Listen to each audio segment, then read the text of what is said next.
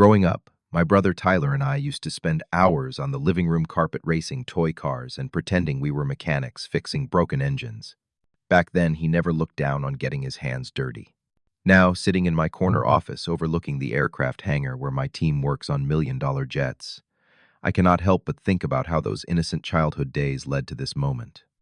Who would have thought that Tyler's cruel words last year would change everything like this? Before I tell you how my brother's words cost him everything, let me know where you are watching from. Hit that like button and subscribe because this story gets wild. Trust me, you will not see this ending coming. Tyler and I grew up in a modest two-story house in Columbus, Ohio. Dad worked the assembly line at the Ford plant for 32 years, coming home every evening with grease under his fingernails and stories about the cars they built that day. Mom worked as a registered nurse at the local hospital, often pulling double shifts to help make ends meet. We were not wealthy, but we had everything we needed, and parents who believed hard work could take you anywhere. From elementary school onward, Tyler was the golden child. Straight A student captain of the debate team, valedictorian of his high school class. Teachers loved him, relatives bragged about him at family gatherings, and Mom kept every one of his report cards in a special folder. Meanwhile, I spent most of my free time in Dad's garage, learning how engines worked, taking apart lawnmowers, and putting them back together, fascinated by how mechanical systems functioned. While Tyler earned praise for his academic achievements, my interests were seen as hobbies at best, dead ends at worst. After high school, Tyler went straight to Northwestern University on a partial scholarship. I chose a different path, enrolling in the aircraft maintenance program at our local community college. Dad was supportive, remembering his own technical background, but I could see the disappointment in Mom's eyes when neighbors asked about her sons. She would beam talking about Tyler's business major, then quietly mention I was studying plane repair. My first job was as an entry-level technician at Port Columbus International Airport. I started at $6.50 an hour, inspecting landing gear and replacing worn parts on regional aircraft. Most people saw it as blue-collar work, but I discovered something special about myself during those early months. I could diagnose engine problems just by listening to them run. Other mechanics would need diagnostic equipment and hours of testing, but I could hear a failing bearing or detect irregular combustion patterns within minutes. Word spread quickly about the young technician who could troubleshoot aircraft, like he had X-ray vision. Delta Airlines offered me a position at their Atlanta hub when I was only 24. 2 years later, Southwest Airlines tried to recruit me for their maintenance headquarters in Dallas. By the time I turned 28, I had enough experience and industry connections to start my own company. Precision Aircraft Solutions began in a rented hangar with just 3 employees and a dream of providing specialized maintenance services that airlines could not get anywhere else. We focused on complex repairs and modifications that required both technical expertise and creative problem-solving. Within 2 years, we had contracts with 6 regional airlines and a reputation for solving problems other shops could not handle. Tyler's career trajectory followed a completely different arc. After Northwestern, he landed an entry-level position at AeroTech Industries, one of the largest aerospace manufacturing companies in the Midwest. His MBA and natural charisma helped him climb the corporate ladder quickly. By 30, he was a senior vice president, overseeing major client relationships and multi-million-dollar deals. He married Julia, a marketing executive he met at a company conference, and they bought a stunning penthouse in downtown Chicago with floor-to-ceiling windows overlooking Lake Michigan. Our family dynamics grew increasingly strained as we both established our careers. At every holiday gathering or family celebration, Tyler would find subtle ways to emphasize the difference between his corporate success and my hands-on work. He would talk about his latest business trips to New York and Los Angeles, his meetings with Fortune 500 executives, the expensive restaurants where he entertained clients. Then he would turn to me with a patronizing smile and ask how the plane fixing business was going. I tried to maintain our relationship because despite everything, he was still my brother. I remembered the kid who used to build model airplanes with me, who cheered when I fixed his broken bicycle chain, who once told me I was the smartest person he knew. But that Tyler seemed to disappear more each year, replaced by someone who measured worth in salary figures and office square footage. The first real crack in our already fragile relationship happened during Thanksgiving dinner when I was 31. The whole family had gathered at Mom and Dad's house, including Tyler and Julia, our cousin Marcus, and his wife and our Uncle Robert, who drove down from Cleveland. I was excited to share some good news about a significant contract. Precision Aircraft Solutions had just signed with Skybridge Airlines, a regional carrier that needed specialized maintenance for their fleet of modified cargo planes. As we sat around the dinner table, passing dishes of turkey and stuffing, I mentioned that the new contract would allow me to hire 4 additional technicians and expand into a second hangar. I thought my parents would be proud to hear their son's business was growing and creating jobs in the community.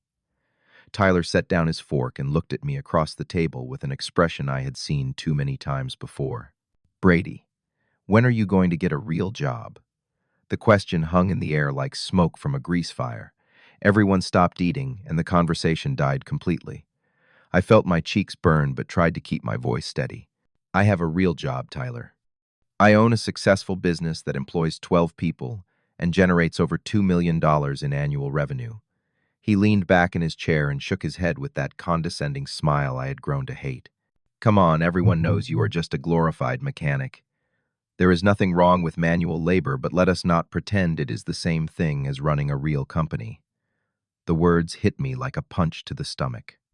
I glanced around the table, hoping someone would defend me, but Dad focused intensely on carving more turkey and Mom busied herself refilling water glasses. Marcus and his wife stared at their plates uncomfortably. Uncle Robert cleared his throat but said nothing. Even worse, I saw Julia nodding slightly in agreement with her husband. I excused myself from the table, claiming I needed some fresh air, and spent the rest of dinner outside on the back porch trying to process what had just happened.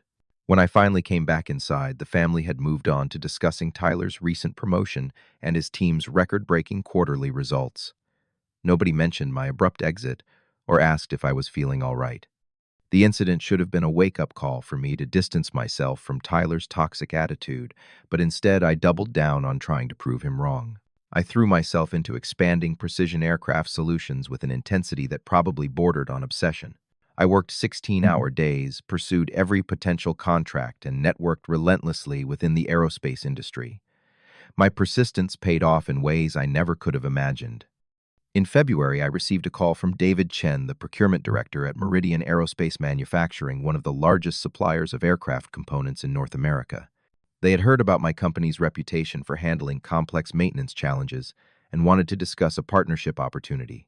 The meeting took place at their corporate headquarters in Cincinnati in a conference room overlooking their massive manufacturing facility. David explained that Meridian needed a specialized maintenance contractor for a new line of hybrid electric aircraft engines they were developing. The engines required unique expertise that most traditional maintenance shops did not possess, combining elements of conventional turbine repair with cutting-edge battery and electrical systems. After reviewing my company's capabilities and touring our facility, Meridian offered us an exclusive 3-year contract worth $14 million. The deal would make Precision Aircraft Solutions their primary maintenance partner for this revolutionary new engine technology. I signed the agreement in March, officially making my little airplane repair shop a key player in the future of aviation. What I discovered later through casual conversation with David was that Meridian had an extensive partnership network with other aerospace companies. One of their most important relationships was with AeroTech Industries, Tyler's employer. AeroTech provided crucial software and control systems that integrated with Meridian's engines, creating a symbiotic business relationship worth hundreds of millions of dollars annually. Despite this incredible business success, Tyler's attitude toward me only got worse. When word eventually reached him about the Meridian contract, probably through industry connections, he called me on a Tuesday evening in April. Instead of congratulating me, his first words were, "Do not let one lucky break get to your head, Brady. Landing a big client does not change what you fundamentally do for a living." The conversation lasted less than 5 minutes, but his dismissive tone told me everything I needed to know about how he viewed my achievements. No amount of success would ever earn his respect because he had already decided that my work was beneath him. The situation escalated further at our annual family barbecue in July. Uncle Robert was grilling burgers and corn on the cob, while the adults sat around the patio table catching up on family news. When someone asked about my business, I mentioned that the Meridian contract had allowed us to upgrade our facility and invest in some advanced diagnostic equipment that put us at the forefront of next-generation aircraft maintenance. Tula interrupted me mid-sentence. Brady thinks he is some big shot now, but we all know the truth. He fixes planes for a living. It is honest work, but let us not pretend it is anything more than that. He said it loud enough for everyone to hear, including several neighbors who had joined us for the barbecue. I felt humiliated and angry, but more than anything, I felt tired. Tired of trying to earn respect from someone who would never give it. Tired of hoping that family bonds would eventually overcome his arrogance. Tired of making excuses for behavior that was becoming increasingly cruel in public.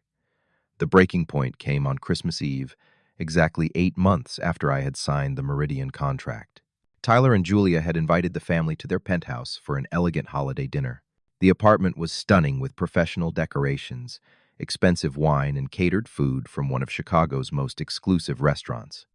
Everything was designed to showcase their success and sophisticated lifestyle. I brought Sarah, a nurse practitioner I had been dating for 6 months. She was intelligent, funny, and genuinely interested in my work, often asking thoughtful questions about aviation technology and business management. I was excited for my family to meet her and hoped the evening would be a chance to reset the increasingly toxic dynamic between Tyler and me. The trouble started during cocktail hour when Tyler was introducing Sarah to some friends from his office who had also been invited. "This is my little brother Brady and his girlfriend Sarah," he said with his arm around my shoulder in a gesture that looked friendly but felt possessive. "Brady fixes planes for a living. He has done pretty well for himself, considering." The phrase considering hung in the air like a bad smell. Sarah squeezed my hand supportively, but I could see the confusion in her eyes. She knew about my company's success and could not understand why Tyler was presenting my career in such diminishing terms. During dinner, the conversation turned to business and economic trends. I mentioned that Precision Aircraft Solutions was planning to expand into a third facility to handle additional contracts we had pending for the following year. The expansion would create nearly 20 new jobs and represent a significant investment in advanced equipment and training. Tyler laughed out loud, causing everyone at the table to look at him. "Come on, Brady. Stop pretending you are running some Fortune 500 company. You are a mechanic with a fancy title." Several of his friends chuckled, though I could see some of the other guests looking uncomfortable with his aggressive tone. Julia joined in, adding, "Tyler has been trying to help Brady understand the difference between owning a small repair shop and actually managing a corporation. It is sweet that he is so ambitious, but reality is reality." I felt my face burning with embarrassment and rage.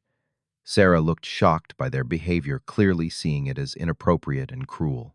The other guests were either laughing along or staring at their plates in obvious discomfort. Tyler was not finished. "Maybe it is time you faced reality and got a real job, Brady. This whole entrepreneur thing is just embarrassing. You are 32 years old. When are you going to grow up and join the actual business world?" I stood up from the table, my hands shaking with anger and humiliation. "Excuse me," I managed to say, and walked toward the balcony doors. Sarah immediately followed, leaving behind a table full of people who were now whispering among themselves about the awkward family drama they had just witnessed. Outside on the balcony, with Chicago's skyline twinkling below us, Sarah put her arms around me and held me while I tried to process what had just happened. "Brady," what he said in there was completely out of line, she said softly. "Your business is incredible. You employ people, you solve complex problems. You are making a real difference in an important industry. What is wrong with him?" I realized in that moment that Tyler would never respect me no matter what I accomplished. His identity was so tied up in feeling superior to his little brother that my success threatened something fundamental in his worldview. He needed me to be less than him in order to feel secure about his own achievements. While we stood on the balcony, I could hear Tyler's voice carrying through the apartment as he continued the conversation with his guests. "I have been trying to help him for years, but some people just cannot face their limitations. He means well, but someone has to be realistic about these things."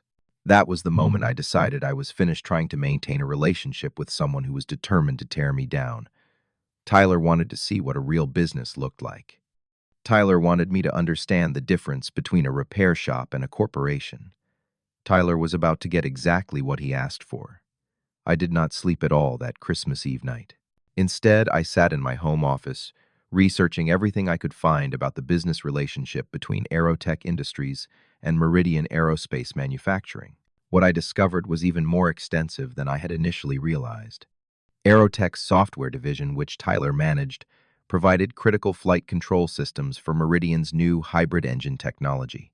The integration was so complex that Meridian could not easily switch to alternative suppliers without months of redevelopment and testing. More importantly, AeroTech's first quarter revenue projections for the coming year were heavily dependent on their continued partnership with Meridian, particularly related to the engine project that my maintenance contract supported. I spent the next week mapping out the entire business relationship using industry contacts and public financial reports to understand exactly how the pieces fit together. What became clear was that my $14 million maintenance contract was not just important to Meridian, it was a crucial component of a much larger business ecosystem that included Tyler's company. On January 8th, I scheduled a meeting with David Chen and the executive team at Meridian. I presented it as a strategic planning session to discuss the future direction of our partnership and potential expansion opportunities. The meeting took place in the same conference room where I had signed the original contract 11 months earlier. I came prepared with a comprehensive presentation about market trends in aircraft maintenance, emerging technologies, and competitive landscape analysis. About halfway through the presentation, I shifted to discussing partnership optimization and strategic realignment. I have been analyzing our current business relationships. I told the room of executives, and I believe there may be opportunities to restructure some of our partnerships for improved efficiency and cost effectiveness. I presented data showing that AeroTech's software integration, while functional, was more expensive and less flexible than alternatives offered by their competitors. I had done extensive research on Skyward Technologies, a smaller but more innovative company that specialized in exactly the type of control systems Meridian needed. Skyward can provide the same integration capabilities at approximately 20% lower cost, with better technical support and faster implementation of updates. I explained, showing side-by-side comparisons of features, pricing, and service records. David Chen and his team were immediately interested. They had been looking for ways to reduce costs without compromising quality, and the potential savings were substantial. More importantly, switching to Skyward would give them more control over their technology stack and reduce dependence on AeroTech's proprietary systems. The conversation shifted to discussing how such a change might affect existing contracts, including mine. I presented a proposal to transfer my maintenance agreement to support the new Skyward integrated systems, which would actually expand the scope of my work and increase the contract value to $16 million over 4 years. However, I added carefully this transition would mean ending the current partnership structure with AeroTech, since their software would no longer be compatible with our maintenance protocols. The Meridian executives exchanged glances around the table. The financial benefits were compelling, but they understood this would be a significant business decision with wide-ranging implications. 3 weeks later, David called to inform me that Meridian had decided to move forward with the partnership restructuring. They would be ending their software integration contract with AeroTech and transitioning to Skyward Technologies. My maintenance contract would be modified to support the new systems, with an increased value and expanded scope. AeroTech received their official notification on February 15th, with a standard 30-day termination notice as required by their contract. The loss of the Meridian partnership meant an immediate $14 million hit to their quarterly revenue, with additional losses from related contracts and future development projects they had been planning. Tyler called me that evening. His voice sounded strained and confused in a way I had never heard before. "Brady, I do not know what happened, but somehow we lost the Meridian contract. Our whole Q1 projection is falling apart. Do you have any contacts over there who might be able to help us understand what went wrong?" I kept my voice calm and professional. "I am just a glorified mechanic, Tyler. I would not know anything about real business decisions like that." There was a long pause on the other end of the line. "Wait," he said slowly. "Your maintenance contract is with Meridian, is not it?" "That is correct." Another pause, longer this time. "Brady, did you have something to do with this?" I took a deep breath before answering. You told me I needed to get a real job and understand how actual corporations work. I took your advice seriously. The silence stretched for nearly a minute.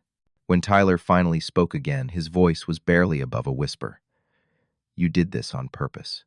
You destroyed our partnership deliberately. I optimized my business relationships for maximum efficiency and profitability. I replied using the same corporate language Tyler had always used to make his work sound more important than mine. Is not that what real business leaders do? The phone went dead. Tyler had hung up without another word. The consequences for AeroTech were swift and severe. Without the Meridian revenue, their first quarter results fell dramatically short of projections. The company's stock price dropped 12% in the week following the earnings announcement. Tyler's division, which had been responsible for maintaining the partnership, came under intense scrutiny from senior management and the board of directors. By April, Tyler had been demoted from senior vice president to director of business development with a corresponding cut in salary and responsibilities.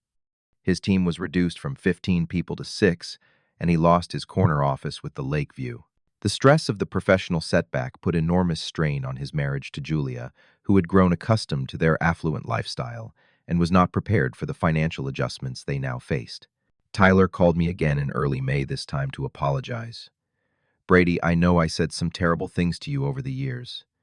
I was wrong, and I am sorry. I let my own insecurities make me cruel to someone who did not deserve it. His apology seemed genuine, but the damage to our relationship was too extensive to repair easily. I appreciate you saying that, Tyler, I replied. But this is not really about the Meridian contract. This is about years of disrespect and humiliation that I should never have tolerated. I know, he said, quietly. I understand if you can never forgive me. I just wanted you to know that I realize how wrong I was. Meanwhile, my partnership with Meridian continued to flourish beyond anything I had originally imagined. The expanded contract with Skyward Integration opened doors to additional opportunities in next-generation aviation technology. By the end of the year, Precision Aircraft Solutions had grown to 42 employees and was valued at over $50 million, according to an independent business appraisal. Sarah and I got engaged in September with a beautiful proposal overlooking the runway where I had started my career as a $20 an hour technician. She had watched the entire drama with Tyler unfold and understood better than anyone how much his respect had meant to me and how much strength it had taken to finally stop seeking it. Looking back on everything that happened, I realize I expected to feel more satisfied by Tyler's downfall than I actually did. Watching my brother lose his job and struggle financially did not bring the sense of justice or closure I thought it would. Instead, it just made me sad for the relationship we might have had if he had been able to see past his own insecurities. The real victory was not destroying Tyler's career, but finally understanding that I did not need his approval to feel good about my own achievements. I had spent too many years trying to prove myself to someone whose opinion was based on prejudice rather than reality. I learned that respect is not something you can demand from family members or anyone else. It is something you earn by refusing to accept anything less than what you deserve. And sometimes that means walking away from people who are determined to diminish you. Today, when I look out the window of my office at the technicians working on multi-million-dollar aircraft, I see the real business I built through expertise, innovation, and determination. It took me too long to realize that the only validation I ever really needed was my own. What would you have done if someone in your family consistently tried to tear down your dreams and achievements? Have you ever had to make the difficult choice between maintaining a relationship and protecting your self-respect? Let me know your thoughts in the comments below, and please like this video if my story resonated with you. Subscribe for more real-life stories about overcoming toxic relationships and finding your own path to success. Share this with someone who might need to hear that their dreams are valid, no matter what anyone else says. Thank you for listening to my story. And remember that sometimes the people who doubt you the most are simply afraid of your potential. Keep building your dreams, and never let anyone convince you that your hard work is anything less than extraordinary.